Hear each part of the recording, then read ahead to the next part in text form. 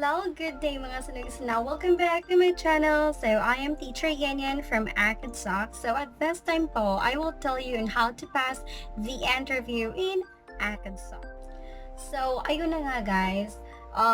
Hindi ko talaga alam na may Acadsoc na online teaching or online. Kasi, noon, ang alam ko lang is Rare Job or di kaya 51 Talk or Bibo. Yeah, if I'm not mistaken. So, yeah. But when I browsed my Facebook, so nakita ko yung Acadsoc and it says there, online teaching or English online teaching, something like that. So, tinatry ko yung apply button nila. So, nag-apply ako and then nag-fill up ako yung information ko, yung number and email account. So, sinend ko po sa kanila. Pero hindi po ako talaga nag-expect na tatawagan nila ako or magme-message sila sa Skype ko or sa magme-message sila sa Gmail ko. So, hindi ko talaga ina-expect yun. So, at saka wala ding nakapagsabi sa akin about Acadsoc. So, after 1 day or 2 days ata yun. Nakalimutan ko na po. So, that was October 2018. Okay, so nag-send po sila ng message sa akin through Skype, and then of course sinagot ko naman kailan do yung availability ko or vacant time, and then sabi nila na pwede ba daw silang tumawag sa akin for interview. So I said, at that time po, kinakabahan ako. Sabi ko, pwede bukas na lang kasi hindi pa ako ready, hindi ako prepared. And then, sabi nila, okay. Because at that time po, yung internet connection ko po is not really good. And then, at that time, I went to my husband's office, sorry to say this, to connect to their internet connection or Wi-Fi. So, pag kinabukasan po, nagpa-connect na po kami ng Wi-Fi dito sa bahay namin. So, ayun na nga, tinanggap ko na yung sabi nila na interview. Okay, so tinawagan nila ako through Skype. And then, at that time po, parang wala na talaga ako. Para bang, kinakabahan ako, konti lang. Pero para sa akin, okay, kung hindi man lang ako matanggap dito, edi wala lang. Okay, yan na yun. So, yun na nga, they asked me many questions. Yes, many questions. But that was only for about 25 minutes if I'm not mistaken. Yes. Hindi nga umabot ng 25 minutes yung interview namin. So, kasi yung interview, hindi, para bang chika-chika lang, ganun. For me. So, here's the first question. So, of course, not questions, so greetings. And then, I introduced myself to her. Yeah, her. Oh, babae yun. So, I introduced myself to her, and then, later on, tinatanong niya ako kung bakit ako mag-apply sa Acadsoc, and then I told her that, nasa bahay lang kasi ako at wala akong magawa, at tapos gusto kong, tumulong sa husband ko. And then, I work as an ESL teacher before. So, for almost 3 years in QQ English. So, I stopped working there because of personal reasons. Okay, so, ayun na nga, sinabi ko sa kanya. And then, the second question was, what are my strengths like that? Or, paano ko i-handle, strengths muna. So, sinabi ko sa kanila na, kasi po ako, talkative ako.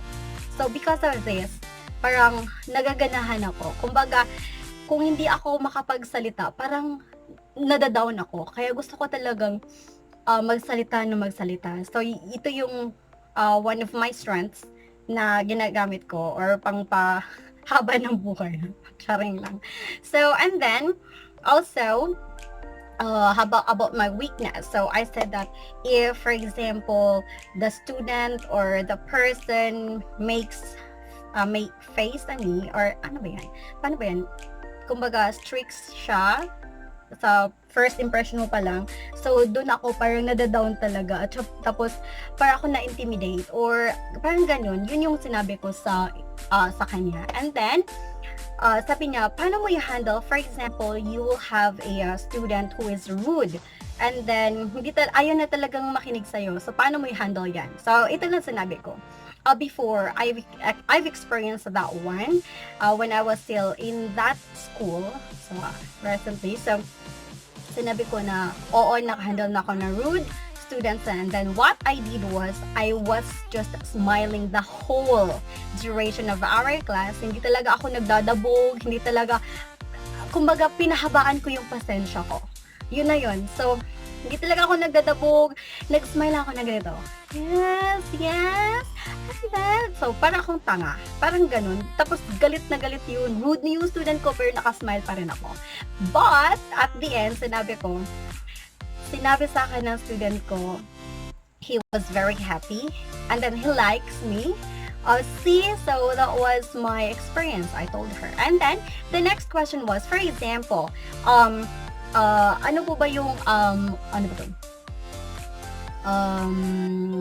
Kumbaga, paano mo i-encourage yung student mo na ganon? So, sinabi ko nga, before I've experienced again, na ini-encourage ko yung student ko kasi, that student was, ano talaga siya, matalino.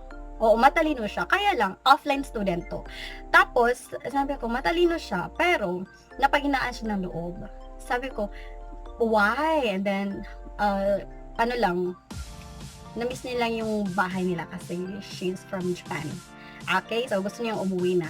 So, sabi ko, ganito gawin mo, ganyan, ganyan, ganyan, ganyan. So, marami ako sinabi. And then, later on, I didn't know that the CEO of that school, so he called me and he asked me what did I do to make that student, ano ba yan, kumaga, hindi na siya madadown, or ano yung ginawa ko na na-encourage yung student, na naganahan yung student. So, yun yung sinabi ko sa kanya. And then, wala lang talaga, para lagi talaga kami nag-chika-chika, ganun, chikador. And then, later on, nagpa-thank you na kami. So, she was smiling, and I was smiling also. So, the whole duration of the call, ano lang talaga, para lang ako nakipag-usap ng best friend or friends, ganun. Para lang talaga ako nakipag-usap ng ganun. And then, so, yun na nga, na-end na yung call namin. So, nagme-message siya sa akin ulit. And then, she said rather, congratulations because I passed the initial interview. So I was very happy at that time. I said, oh my gosh, I passed the exam. Not exam, sorry, interview. Okay, so, yun na nga. So, pinasend sa akin lahat. May pinapasend pa po siya. So, yun. At tapos, ina-add na nila ako sa parang group chat sa Skype. And then, doon, train na nila kami about the flow of the lesson, ganun, kung paano i-handle yung students, ganun. Tapos, after that one, magde-demo ka pa. Oo, magde-demo ka pa for about 25 minutes. And then, your student probably are real students or Chinese students, but they're ano na siya, sila from, ano ba yan? Ano ba tinatawag natin? Workers din sila sa Acadsoc. So, parang ganun na. And then, I realized that when we're about to pass our, ano ba yan, schedule for demonstration. So, I didn't expect this. So, I was very happy because the trainer told me that I passed already. Okay, I passed because what I did from the interview was good. So, malaki yung score na nakuha ko dun sa interview, kaya hindi ko na kailangan mag-demo. So, I was really shocked. I said, what? Why? What happened? What did I do? So, yun na nga, nirecall ko yung ginawa ko. So, sabi ko, bakit? Para lang ako nag-chika-chika dun. But, ano nangyari? So, wala lang. And then, yun na nga, to make the story short. Okay? So, ito yung ma-advise ko, guys. If, mag-apply po kayo sa Acadsoc, better to ask someone who is from Acadsoc. I mean, one of the teachers from Acadsoc because meron kayong makukuha na something. And then, they will tell you also those techniques or tips on how to pass the interview or the demonstration. And then, also, first thing that you need to do is to smile while you're having an interview. Oo, ito lang talaga. Tapos, para bang make it natural. Like, hindi mo talaga ipapakita na nanginginig ka, kinakabahan ka. Wala lang. Go with the flow lang. Ano mo lang, i-answer mo lang yung questions niya. And then, dapat yung answers mo, of course, nabibilan talaga siya sa question. Okay? So, from the question talaga. Hindi yung nag-ano ka ng iba, ganyan. Okay, yun lang. Tapos, be friendly. Okay? And then, tell them that you are patient, you can do, or you are a flexible teacher. So, yan lang, guys. Yan lang talagang maitutulong ko. That's the reason why I passed the interview from Acadsoc. So, I didn't expect it, but ito nga sinasabi nila, expect the unexpected. So, I'm very happy right now. I'm still teaching in Acadsoc. So, from October 9, yes, October 9 until now. So, I'm still one of the teachers here in Acadsoc. So, I hope guys na itong sinasabi ko ay makatulong sa inyo. Hindi man ito like others na sinasabi na dapat ganito ka, ganito. Sa akin lang talaga, be natural. Okay? Be natural, be patient all the time, and then wear your smile always. Yan lang talaga. Okay? So, again, I hope na nakatulong ako sa inyo. Kunti lang yung sinabi ko, pero ang dami kong satsat, but because I'm very happy right now. Okay, so guys, if you will do good in interview or the demonstration, so for sure, magiging isa ka sa mga teachers or guro sa Acadsoc. If you want to work at home, to be with your family, to have ample time with your family or children, so this is really good for you. So you don't need to go somewhere, and then you can give you can, ano ba yan?